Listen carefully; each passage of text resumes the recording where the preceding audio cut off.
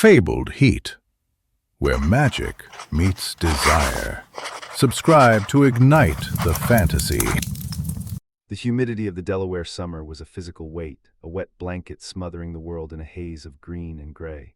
We were miles from Natalie's estate, deep in the overgrown brush lining the forgotten service roads north. My legs burned with a familiar fire, but this time I was running for a grade, not my life. "You are slowing down, Elias," Natalie whispered, her voice a low rumble that vibrated more than it carried. "I'm pacing myself," I hissed back, wiping sweat from my stinging eyes. "We have 3 days. Sprinting now means dying later." Natalie loomed beside me, a tower of violet muscle and alien grace. Even in the oversized, mottled fatigues Morsh had procured, she looked like a warrior goddess. She moved through the undergrowth with impossible silence, pushing aside briars that tore at my thinner human skin. "Morsh said to treat this as real," she reminded me, her golden eyes scanning the canopy. "If this were real, speed would be survival." "If this were real," I muttered, checking the relic of a compass on my wrist, "we wouldn't be walking in a straight line." Playing the part was torture. Every instinct screamed at me to take point, to use the escape routes I'd established months ago as the insurgent leader, the Emperor. But here, I had to be just Elias Sampson, a promising human good enough to impress Morsh, but not good enough to raise suspicion. "Halt," Natalie said, her hand shooting out. Her grip was a hydraulic clamp, stopping me dead. "What?" "Drone," she breathed. I strained my ears past the cicada's scream and heard it. The low, thrumming whine of a Shil'vati patrol drone, a scanner unit. "Get down," I said, dropping into a muddy scar left by an uprooted oak. The smell of wet rot filled my nose. Natalie pressed close, her body heat radiating like a furnace.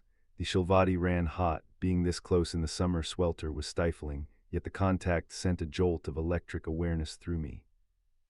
The drone, a black teardrop against the sun, drifted overhead. Its blue scanner light swept the forest floor for heat signatures.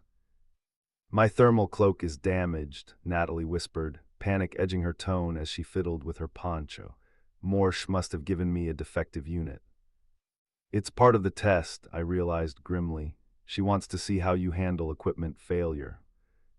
The blue light swept closer. If it caught Natalie's high body temperature, we'd be tagged. I'd fail. The Naval Academy would reject me, and my chance to gather intel for the resistance would vanish. "Get under me," I ordered. Natalie blinked, a purple flush darkening her cheeks. "The mud," I snapped, shoving her shoulder. "It's cool. Pack it on the poncho. I'll cover you. My temperature is lower. I can mask your signature." She understood, laying back into the muck. I crawled over her, pressing my chest to hers, my legs tangling with her powerful thighs. I grabbed handfuls of cold mud, smearing it over her exposed neck and face, then pulled my own thermal blanket over us like a shroud. The drone was directly above us now, the sound of vibrating pressure in my teeth. Natalie's breathing was shallow beneath me, her breasts heaving against my chest. I could feel the rapid thud of her heart, faster than a human's. "Stay still," I whispered, my lips brushing her ear. The blue light passed over us. I held my breath, every muscle locked. Natalie's hands gripped my shirt, her claws pricking my skin. The drone hovered, its whine-changing pitch as if curious. It lingered. In the mud, we were tangled in an intimacy that was scandalous but necessary. I looked into her eyes, seeing fear and trust. She trusted me to hide her, no idea she was hiding in the arms of the very man her mother was hunting. A twig snapped loudly from the tree line. The drone whipped around, abandoning us to investigate the noise. We were supposed to be alone out here. "Did you hear that?" Natalie whispered against my neck. "Yeah," I replied, my blood running cold. That wasn't an animal. Someone else was here, and they had just drawn the drone away. Friend or foe, in my line of work, the distinction was often fatal. Once the drone's hum faded, we extracted ourselves from the mud. "Gross," Natalie muttered, smearing clay into her hairline. "Functional," I corrected, scanning the two silent woods. "We need to move. That drone will circle back." "Or maybe it found what it was looking for," Natalie said darkly, checking her stun baton. "Elias, if there are insurgents out here." I kept my face neutral. Let's just focus on New Jersey. We marched until dusk, settling in the rusted skeleton of an old electrical substation. We sat in the gloom, eating nutrient bars that tasted like chalk, shoulders touching. "You were good back there," Natalie said softly. "With the mud, you thought fast." I've watched a lot of movies, I lied. Predator, classic. Her chuckle was a warm sound. You and your ancient history, when you covered me, I didn't feel fear. She turned to me, her golden eyes luminous in the starlight, the grime on her face unable to hide her noble features. Her large hand cupped my cheek, her thumb stroking my skin, rough but gentle. I felt safe, she confessed. Is that strange? You are so small, so fragile, but in that moment you felt like a fortress. Guilt twisted in my gut. She loved the protector, not knowing his skills came from a year of blowing drones just like that one out of the sky. I'm not a fortress, Nat, I said, my voice hoarse. Just a guy trying not to fail a test. You are more than that, she insisted, leaning in. The space between us vanished. She smelled of earth, sweat, and the spicy cinnamon of Shil'vati pheromones. You are the man who crossed stars to be with me. She kissed me then, not frantic, but slow, heavy with emotion. Her lips were soft, her taste intoxicating. I kissed her back, my hand tangling in her hair. For a moment there was no war, no empire, no insurgency, just us. She shifted, pulling me into her lap as if I were a child. It was a Shil'vati instinct to hold the male, to encompass him. I rested my head against her chest, listening to the powerful rhythm of her hearts. A deep, vibrating purr started in her chest, a subconscious sound of contentment that rattled my own ribs. Elias, she murmured against my hair, when we get to the academy, we'll build a life. Yeah, I whispered, closing my eyes against the stinging truth. A life. A branch cracked right outside the concrete walls. Natalie's purr cut off. Her body turned to stone beneath me. Stay here, she breathed, moving me off her lap and grabbing her stun baton. Nat, no, I whispered, grabbing her wrist. We evade. Only one exit, she signaled with her eyes. They come in, we're trapped, I'll draw them off. Before I could stop her, she ghosted toward the crumbling entrance, stupidly brave. I scrambled up, pulling my real knife, the one I wasn't supposed to have, and crept into the shadows behind her. Natalie stepped into the moonlight. Identify yourself, she commanded, her voice dropping into the imperious tone of nobility. A silhouette stepped from the brush, holding a cobbled-together kinetic rifle, then another, and a third, human bandits. Well, look at that, the leader rasped, leveling his rifle at Natalie's chest. A purple, all alone. I am Natalie Racton, she said without flinching. Lower your weapon, and I will show you mercy. The man laughed an ugly sound. Mercy don't put food on the table, but you might fetch a nice price. He racked the slide of his rifle. Natalie tensed to spring, but she was outgunned. 3 rifles to 1 baton, she was going to die.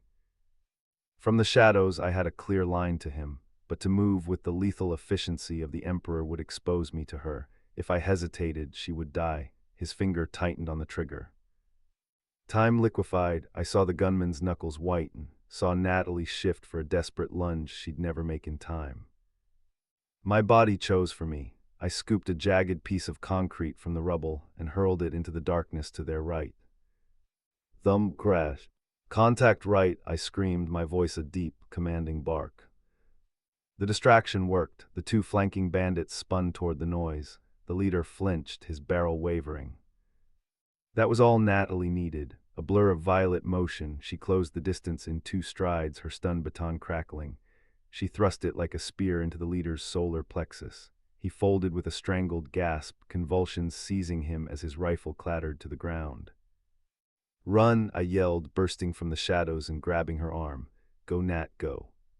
The other 2 bandits started shouting, realizing the ruse. A bullet sparked off the concrete inches from my face. My baton, Natalie started. Leave it, I dragged her toward the dense tree line. We sprinted, a frantic, lung-burning dash through the dark. Branches whipped our faces as kinetic rounds tore through the night behind us. We didn't stop until my chest felt like broken glass, collapsing into a ravine at the bottom of a muddy embankment. I lay there gasping at the sliver of moon. You, Natalie panted, crawling to me. You threw the stone, you yelled. Diversion, I wheezed, basic tactic. You saved me, she said, her voice filled with wonder. She grabbed my shoulders. You jumped into a gunfight with a rock, Elias. Are you insane? Probably, I managed a weak grin, but it worked. Insane, she decided, pulling me into a fierce, desperate hug, and so stupidly brave. We moved through the night, fueled by adrenaline. By dawn, we reached the obstacle I had been dreading, the crossing. The bridge was out, bombed by my own people months ago. The only way across was a wrecked maintenance catwalk, swaying 30 feet above the churning river. "That does not look stable," Natalie observed. "It's the only way," I said. "Shil'vati do not swim well," she admitted. "Too dense." "Catwalk it is." I went first, testing the footing as wind whipped at us. We were halfway across when the spotlight hit, a pure white beam from a patrol boat downriver. "Halt," a voice boomed. "You are in a restricted zone." "Morsh," Natalie squinted. "No," I said, my stomach dropping. "That's military police. They aren't part of the game. If they catch me with a knife in a restricted zone, I'd be fingerprinted. They'd match me to the insurgent data." "We run," Natalie decided. "Hold on to me." Before I could protest, she scooped me up and broke into a run. The catwalk screamed as metal sheared. The patrol boat opened fire, warning shots zipping over our heads. "Nat, put me down." "Almost there," she roared, leaping over a missing section of grating. We landed hard on the Jersey-side pylon, rolling together. She scrambled up the embankment, carrying me like a doll, tearing through a chain-link fence with her bare hands. We vanished into an industrial wasteland, collapsing behind rotting pallets in an abandoned warehouse. "We made it," Natalie gasped, eyes shining. "We crossed." But as the adrenaline faded, a new sound cut through the air. Beep, beep, beep. It was coming from Natalie's wrist comm. She looked down, her face falling. "It's a proximity alert. From the tracker Morsh put on us, it's blinking red." "Red means?" "Red means captured," she said, her voice trembling. "The boat, they must have tagged us." She looked at me, devastation in her eyes. "We failed, Elias, it's over." The blinking red light was a rhythmic mockery in the dim warehouse. Failed. The word hung in the dusty air, heavy and final. Natalie slumped against the pallet, her head in her hands. "I ruined it, my clumsiness on the bridge. I exposed us." I watched her, my heart aching. She wasn't upset about the exercise. She was upset because she thought she had cost me my future, my chance to be worthy of her in the eyes of her society. I reached out, taking her wrist. I looked at the device. "Wait." "What?" she sniffled. "It's not a capture signal," I said, examining the display. "Look at the frequency. It's a proximity ping, but not from the boat." "Then from where?" "From the target." I stood up, pulling her with me. We stumbled out of the back of the warehouse and into the sunlight. There, sitting on the hood of a hovercar parked in the middle of a derelict parking lot, was Morsh. She was eating an apple, looking bored. "3 days exactly," Morsh called out, tossing the apple core over her shoulder, "and looking like you wrestled a swamp beast and lost." Natalie froze. "Morsh, but the boat, the alert." "I triggered the alert to see if you give up when you thought you were beaten," Morsh said, sliding off the hood.